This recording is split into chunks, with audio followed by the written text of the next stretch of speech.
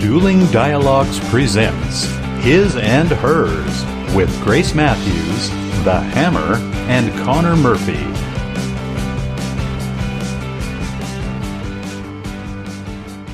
Welcome to Episode 3 of His and Hers with Grace Matthews and The Hammer in the heart of the USA, Springfield, Missouri. Hi, you two.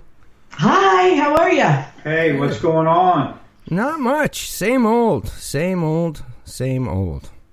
Yeah, when a virus is going on, it's really same old. It's really true. Yeah. Not much can change, huh? Unless you get sick and kind of prepared. But we got a great episode. Good. We're talking relationships, and if you are home and home a lot, then relationships that's the name of the game these days, isn't it? You bet. Yeah, if anybody's had to spend their last 4, 5, 6 weeks together as we have, then they have not probably in their lives spent this much time together. That's correct. Quite a learning curve on both sides of the coin.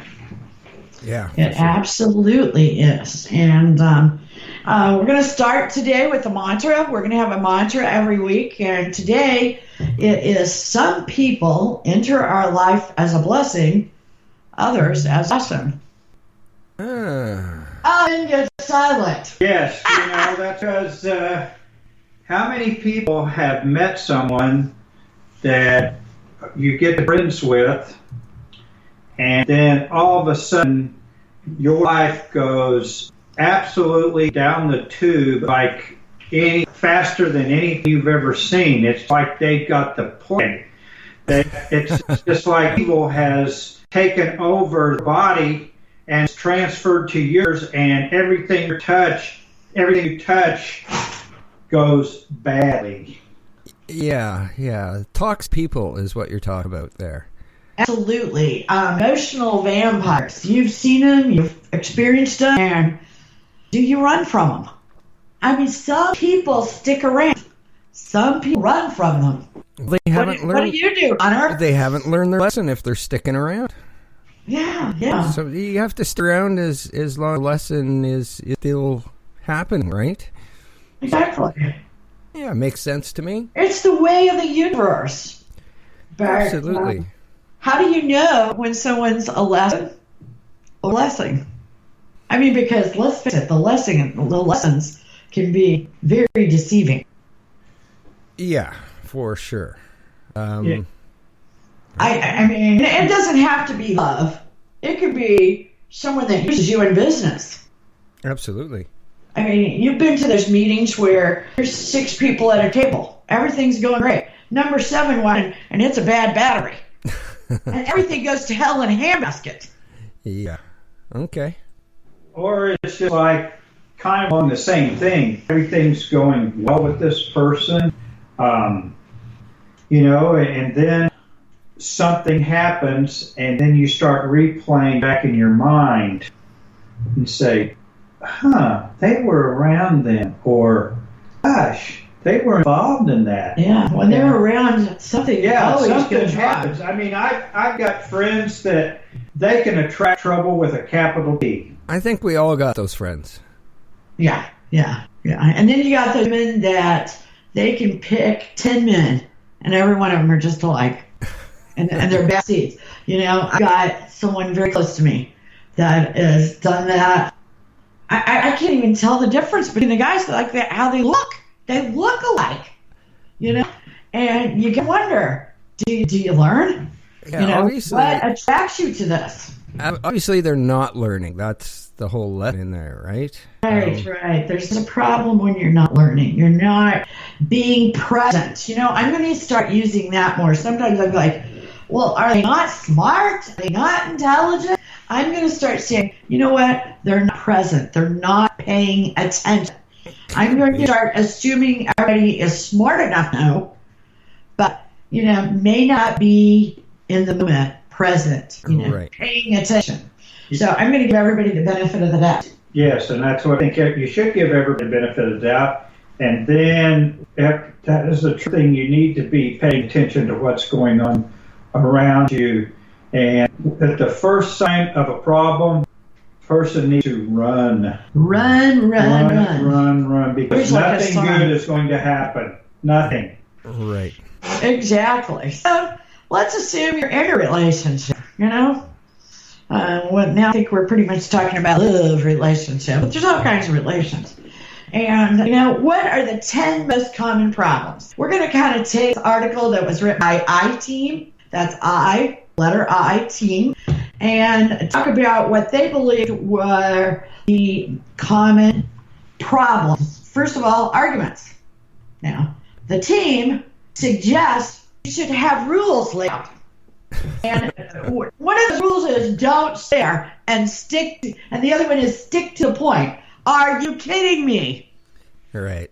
I can tell you for a fact that in a true argument between us, there are some words that probably couldn't be viewed, on the air. Sometimes they do slip out, but it's not. A lot of times it's not directed to each other. It's just as a point of emphasis. But who in the world is going to say that they have an argument? Most people, and don't swear. It just slips out because you're trying to emphasize a certain. Of course, your point that you are right. Well, I think it's a little unrealistic. You're in an argument, so you're already in that mindset and you're being frustrated. That's why you're in an argument. Exactly. So stuff going to be said out of frustration, opposed to making your point. Right. And sometimes you run out of points. So you just so you have to come up with something. You have to borrow words. Yeah, you say but. Yeah. Number 2 is communication. Some people are talkers and some are not. Right. This causes problems. It's hard to have a nice communication with somebody that doesn't talk. Well, talking's not the issue, I don't think, as much as listening is. Good. That's a good point. However, if you're only getting one side of an argument, then if you always are not answering a question, not agreeing, not disagreeing, the person asking the questions is going to get nothing but pissed off. Right. Because you are giving them no feedback whatsoever.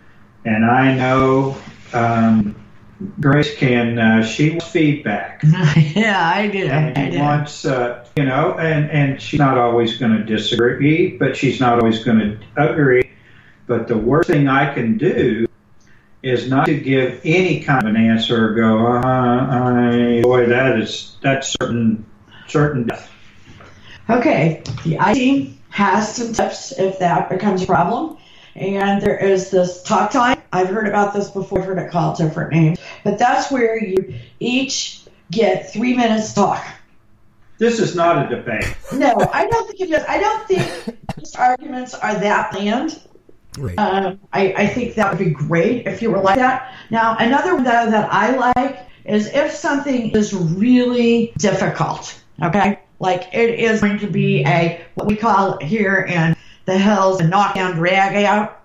Right. Sometimes texting or writing an email or a letter might be a good idea. Okay. I'm not opposed to that concept. Now, especially, you are, if you have one person that doesn't talk, maybe they'll write. I don't know. Okay, number 3 is growing apart. People change. People change at different rates. Yep. When you start out, you're kind of the same. And then one person changes, and then you go, who am I married to? Yeah, that happens a lot. Who am I dating? That does happen a lot. And, sometimes you got to try to play catch up. Or try to find new ways to be together. I think that's the biggest thing that people have got, that maybe the virus has helped, because the old standby of going out to eat together at a restaurant, the old standby of going out maybe and having happy hour, things have changed. You couldn't do that for 6 weeks. And a lot of places around here, you still can't do it. Right. So you had to come up with new activities that you can both enjoy. And I think it's we found out that there's a lot of other things too. Right. And that was, gosh, it's hard to pick good things about a virus, but there were some good things about it. I think couples have learned to do and try new things, and I know we have, and we have actually found some things that we truly enjoy. That I know on my side, if Grace had brought that up a few times about doing this, it just didn't appeal to me. Well, when there's nothing else to do and you try it, you go, hey, this isn't a bad gig. Good. Sure. Well, I'll tell you what a bad gig is. Number 4, infidelity. The team says relationships can be rebuilt after affairs, but it takes honesty and willingness to respond. Yeah, it breaks trust too. So recovery rate, I would be a small percentage. Trust is very important, and who knows? My 2 cents on this is that I think it's just like when you hit the rock bottom and you start from the bottom to rebuild the relationship, it's got to be just like an alcoholic. The first day's the first day. The second day's the second day. You got to build from the rock bottom on up, and it's going to be a slow, long, tedious process to win back the trust of both partners. Absolutely. And here's what we know a lot about: traumas, life events, external pressures that impact your relationship. There's a lot of people out there with kids. Right. And tragic situations. One of these episodes we'll talk about, Maslow's pyramid and the scale of life events that dictate problems. Because if you're in that flight or fright mode all the time, you're constantly on edge. It definitely affects relationships. For sure. And the divorce rate among people with those kind of stressors is very, very high. Well, sometimes trauma forces people to change or have to change, which complicates. Exactly. That what was that, number 2, number 3? So yeah, there's more levels to it for sure. Exactly. You can be forced into the stress of a sick child. That is an unusual kind of stress. It's something that doesn't ever go away. It's not like it is worse in the morning and not. I mean, it's there. The evil head is speaking itself around the door the entire time. Right. You just don't know when it's going to jump out and get you. Right. Exactly. Number 6, appreciation. We all forget to appreciate other people. I mean, are we really bad? I mean, I think most people say I could be better about appreciating pretty much everybody, not just your partner. Right. I mean, I think that, when with the coronavirus, we have remembered to appreciate people in the medical field. Right. In a way that we really haven't. Yeah. You're away from your coworkers. We have a pretty tight-knit group down there, and we don't have a whole lot of change at my place of business. And you go with, not that I have these people all the time after work, but at work you see these people a lot. You do appreciate them. And Grace brought up a good point to me, and I made a to do this when I went back to work, was to tell everybody that I had missed them, because even though I don't spend a whole lot of time with everybody, I did miss seeing them, their face, making sure they're okay, and just the virus has given everyone a different outlook. Just it's not the same. No, it's not. It's not going to be the same. That's for sure. Number 7, our favorite subject, sex. Oh, okay. There can be all kinds of sex problems. We know what they might be. We know what they are. The I team suggests get a professional. Don't fool. If one of you wants sex more than the other, get a professional. I kind of work on it. Yeah. Come to a happy medium, but I mean, unless there are medical issues, of course. I'm very leery about that word professional, because aren't prostitutes can be professional. Yeah, what professionals Hey, do you know, if that's what you need. I do. Yeah, you know, yeah. You have to clarify what you mean there with professionals, I guess. You know, that's true. I guess there are degrees of professional, like degrees of black belts in karate. Exactly. I used to go to Layla Martin, tantric sex expert. She's online. You don't have to pay her anything. Yeah. Okay, there you go. Free and great, fabulous. Watch her YouTube, get her site. She is a lot of fun to watch. Hey, And, people, I can tell you for a fact, I laughed about it until I've seen it in action, watched it. It's worth a try. good stuff. Okay, 8. Me. Yeah. You know, most everybody, according to the I team, once every 10 days has an argument over money. Right. Now that's really high. I mean, I knew there was a lot, but of arguing about money, and a whole lot of divorces end up, because of money. Right. And money is important, and we have to have. So I certainly don't have great advice for people about money arguments.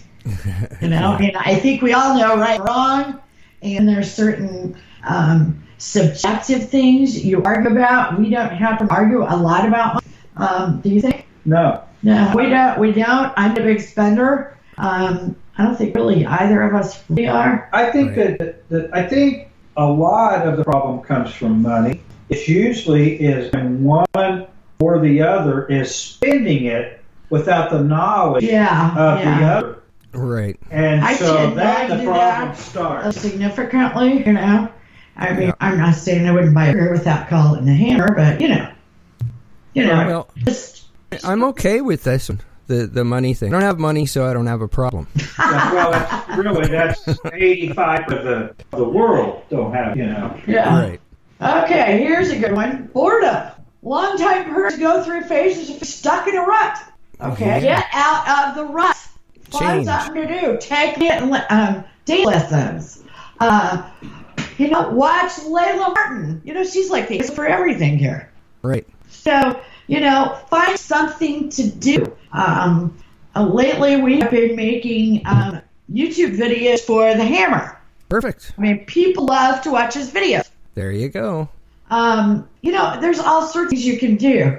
Do yoga, meditate. I mean, garden. There are so many things you can do. Find something that you can have some interest in. And even if one person's a little apprehensive, if you're excited about it, they're getting excited about it.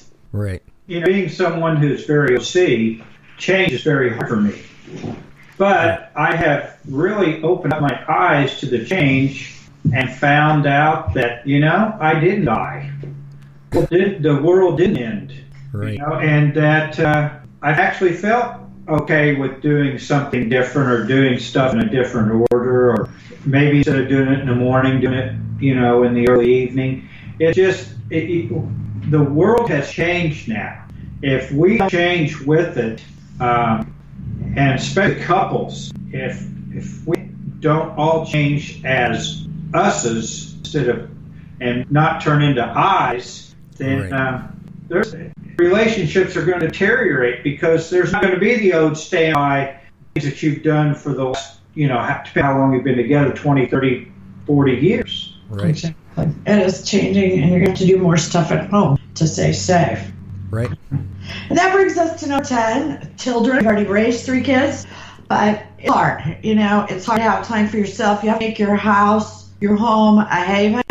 And that doesn't mean an expensive thing. It means the things you can do at home. It's not always easy to get a babysitter. We weren't able to babysitter a lot of time.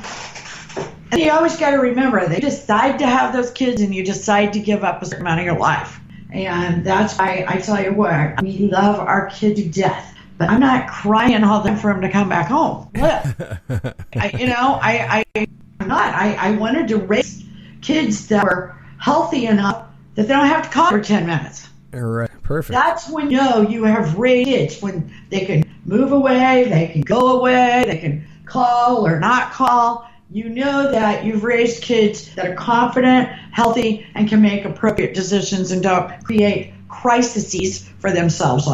Right. That is very true. You know, our three kids are about as different as you could get. We have an athlete, a special needs child, and a brainiac. Right. So they've all turned out good, thanks to Grace. Luckily, they didn't get any of their father's bad habits. She has done a great job with them. I was kind of along for the ride, but it is true. We want them to be able to survive on their own. We know we're always there to support. They always know that if they need help, if there's any way possible, we're going to do that. And, you know, it's children, just like somebody said, you know, might all leave home, but they might not ever go away. And that's the way you want it. You want to leave home and leave the nest. You still want to have them have the ability for you to help them when need be. Right. Yeah. Okay, and that's up our 10 problems that couples have. I just wanted to, and I'm not dissing women, but you know, we struggle, especially in the United States. If we're fatter in the United States than you Canadians are up there, because you're freezing off the fat. Right. Except not exactly where you live at. You know, that's another story you're going to have to explain to this group of listeners, okay? And another time, but you know, today the average woman is 5'4", and has a waist size of 34 to 35 inches. Wow. Now, when I was young, and I realize I'm old, but the average waist size was about 10 inches less than that. Wow. I was astonished at this. 50 years ago, the average woman was between 5'3" and 5'4", and her waist size was approximately 24 to 25 inches. She weighed about 120 pounds then. Now she weighs 140 to 150 pounds. This is age 26. Wow. You know, we are getting fat. The sugar, I don't know what we did to the sugar, because I certainly ate sugar when I was young, but I wasn't fat. Right. I don't know, but I don't know whether it's the GMOs or what, but wow, we've really... Wine? No wonder there are so many people with diabetes, and, you know, as for the coronavirus, it is very horrible for diabetics. Diabetics have very little chance of making it. Right. And in some places, that's what's happened. So we need to get our young people to, I guess, sugar, right? Yeah, sugar is bad. Bad. That's right. Bad. Yeah. Well, you know, sugar in video games. Yeah, bad. Not doing things outside. Right. Has been the biggest changes. You know, if you go to any gym and look at the young women that are from 18 to 26 to 30, it's just amazing their poor bodies, how they have gotten so big at such an early age. And from being older and being a gym rat, they don't know how hard it's going to be to get that off. If it's happening at that age, they're in big trouble. Exactly. So take care of yourself. I want to repeat, some people in our lives blessings, others as a lesson. Know the difference. You bet. All right, so I guess until next week, Connor, we will see ya. Yes, you bet. Thanks for listening, everyone. Have a good week, too. You too.